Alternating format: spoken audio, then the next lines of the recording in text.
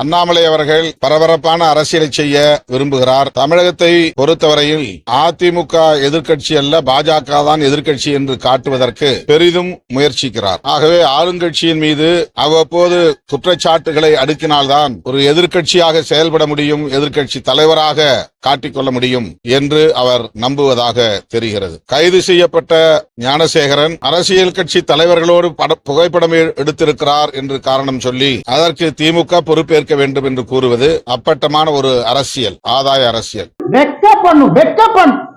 திமுக மரியாதை இருந்தா வெக்க பண்ணுங்க, நீங்க வெக்கப்படும். பொண்ணு ஊரு அப்பா அந்த என்ன அந்த பொண்ணு குடும்பத்தை நாசம் பண்ணிட்டீங்க. 7 தலைமுறைக்கு ஒரு அடையாள இதை கொடுத்திருக்கீங்களா, கருப்பு புள்ளியை கொடுத்திருக்கீங்களா, மனுஷங்களா நீங்களா?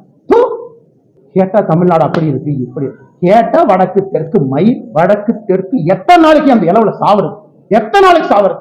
60 வருஷமா வடக்கு தெற்கு. நாளைக்கு காலம் இன்னும் ஆரம்பம் பண்ணுவாரு திமுக. டாக்ஸ் கொடுக்கல, மயிர் கொடுக்கல, மட்டை கொடுக்கல. அது உட்காந்து காலங்காலத்தில் பிரஸ் மீட்ல வேலை இல்லாம நானும் பேசிட்டு இருப்பேன். இவ்வளவு கொடுத்தோம், இவ்வளவு டாக்ஸ் அளந்து கொடுத்தோம், இவ்வளவு அள்ளி கொடுத்தோம். மக்கள் பிரச்சனை யாராச்சும் பேசுறோமா? தமிழ்நாடு அரசியல மக்கள் பிரச்சனை பேசுறோமா? காரி துப்புரமா இருக்கு அரசு, காரி துப்புரமா. திமுக என்கின்ற போர்வை இருந்தனால மட்டும்தான் இந்த அக்யூஸ்ட் அந்த பொண்ணு மேல கை வச்சிருக்காங்க. இது வெரி சிம்பிள்.